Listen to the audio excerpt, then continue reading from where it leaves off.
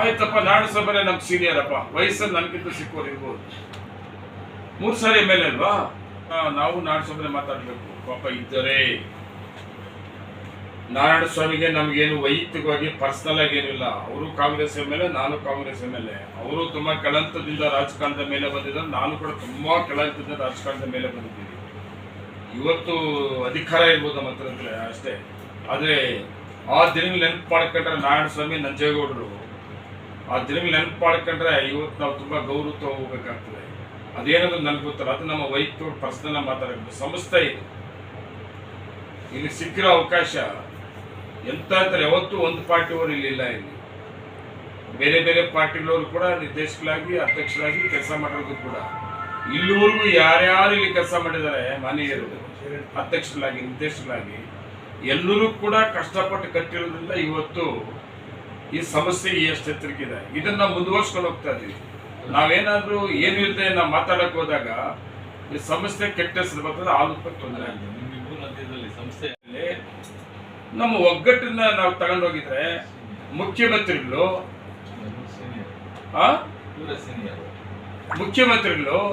ಇವತ್ತು ನಮ್ಮ ಒಗ್ಗಟ್ಟು ನೋಡಿ ನಮ್ಗೆ ಏನ್ ಬೇಕೋ ಬೇಕಾಗಿತ್ತು. ಎತ್ತಿನೊಳೆ ಬೇಕು ನಮ್ಗೆ, ಎತ್ತಿನೊಳೆ ಯಾಕೆ ಬರ್ತಾ ಇಲ್ಲ? ಯಾಕೆ ನಮ್ಮ ಧ್ವನಿ ಸರ್ಕಾರಕ್ಕೆ ಮತ್ತೆ ಮುಖ್ಯಮಂತ್ರಿಗೆ ಮುಟ್ತಾ ಇಲ್ಲ? ಒಗ್ಗಟ್ಟಿಲ್ಲಪ್ಪ. ನೋವಾಗ್ತದೆ ನನಗೆ. ಇಂಥ ಸರ್ಕಾರದಲ್ಲಿ ಎಂತೆಂತ ನಾವು ಅವಕಾಶ ತಗೊಬೋದಾಗಿತ್ತು. ಮುಖ್ಯಮಂತ್ರಿಗಳು ಕೋಲಾರ ಜಿಲ್ಲೆ ಬಗ್ಗೆ ತುಂಬಾ ಆಸಕ್ತಿ ಇದೆ, ಜಿಲ್ಲಾ ಮಂತ್ರಿಗಳಿಗೆ ತುಂಬಾ ಆಸಕ್ತಿ ಇದೆ. ಹೌದು, ಡೆವಲಪ್ಮೆಂಟ್ಸ್ ಹೇಳ್ತಾ ಇರೋದು. ಈಗ ಏನಾಗಿದೆ, ನಮ್ಮ ಇದಂತ ನಮ್ಮ ಕ್ಷೇತ್ರಕ್ಕೆ ನಾವು ವಿಚಾರವಾಗ್ತೀವಿ. ಡಿಸ್ಟ್ರಿಕ್ಟ್ ಬಗ್ಗೆ ಯಾರು ಯೋಚನೆ ಮಾಡೋದು? ಬೇಕಾಗಿತ್ತಲ್ಲ ಇಂಥ ಸೀನಿಯರು ಇಲ್ವಲ್ಲ ಇವತ್ತು. ಆಯ್ತಪ್ಪ, ನಾಡು ಸಭೆ ನಮ್ಗೆ ಸೀನಿಯರ್ ಅಪ್ಪ, ವಯಸ್ಸಲ್ಲಿ ನನಗಿಂತ ಸಿಕ್ಕೋರು ಇರ್ಬೋದು. 3 ಸಾರಿ ಮೇಲೆ ಅಲ್ವಾ, ಎಲ್ಲಾನು MLA ಜಾಗದಲ್ಲಿ ಕರೆಸಿದ್. ಯಾರು ಬರಲ್ಲ ಅಂತಂದ್ರು, ಬರಲ್ಲ ಅಂತಿದ್ರೆ ನೀನ್ ನೋಡಪ್ಪ, ನೀನ್ ಕರೆದಿತ್ತ ನಾ ಬರಲ್ಲ ಅಂತಿದ್ರೆ ಅವಾಗ ರೋಡ್ನಪ್ಪ ಮೊನ್ನೆ ಚುನಾವಣೆ ಸಂಬಂಧಪಟ್ಟಂತೆ ನಮ್ಮನ್ನು ಕರೆಯಲೇ ಇಲ್ಲ ಅಂತ ಒಂದು ಬೇಸರ. ನಾನೊಬ್ಬ ಸೀನಿಯರ್, ನಾನು ಕರೆದು ಕೂಡ MLA ಬರಲಿಲ್ಲ ಹೇಳ್ಬೋದಾಗಿತ್ತು. ಹೇಮಗಲ್ದು ಮಾತಾಡ್ತೀವಿ, ಯಾಕ್ರಿ ಹೇಮಗಲ್ದು ನಾವು ಬೀದಲ್ಲಿ ಮಾತಾಡ್ಬೇಕು? ಆಯ್ತಪ್ಪ, ನೀನ್ ಸೀನಿಯರ್ MLA ಅಲ್ವಾ, ನಿಮ್ ಜಿಲ್ಲೆಯಲ್ಲೇ ಒಂದು ಪಟ್ಟಣ ಪಂಚಾಯತ್ ಎಲೆಕ್ಷನ್ ನಡೀತಾ ಇತ್ತಲ್ಲ,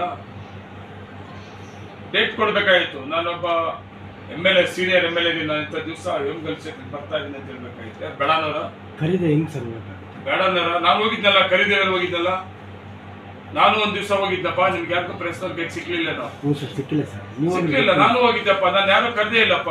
ನನಗೆ ಬೇಕಾದ ಸ್ನೇಹಿತರು ಯಾರೋ ಇದ್ರು, ಬೆಳಗಿಂದ ಸಂಜೆವರೆಗೂ ಅವ್ರ ಮನೆಗಳಿಗೆ ಹೋಗಿ ಓಡಾಡಿಕೊಂಡು ನಮ್ಮ ಪಾರ್ಟಿ ಸಿಂಬಲ್ ಓಟ್ ಹಾಕಿ ಬರ್ಲಿಪ್ಪ ಅಂತ ಹೇಳಿದೆ.